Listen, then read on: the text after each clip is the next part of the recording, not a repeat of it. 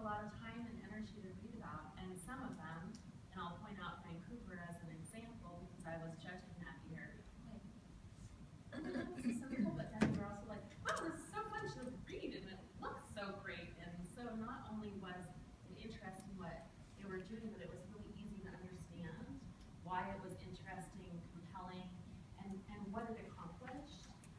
So it was clear that they had somebody, nice job, writing that is a really good writer. So, like, who is that person going to be? And it might not be that historian collecting all of the information. That might be somebody else entirely. And you're going to have to vet who that person is. Someone might think they're a good writer, and maybe they're not great. But then on the other side of it, the other thing that popped out, some people were great writers, but they weren't really good editors. So there were errors in it, you know, like words misspelled or missing or things like that.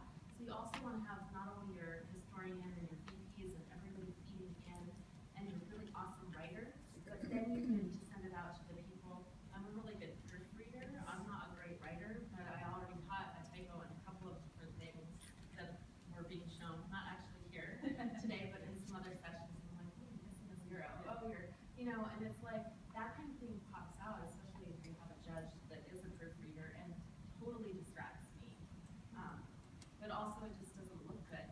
So having other people on your board read it, but somebody was also saying, you know, having other people read it who aren't even part of it.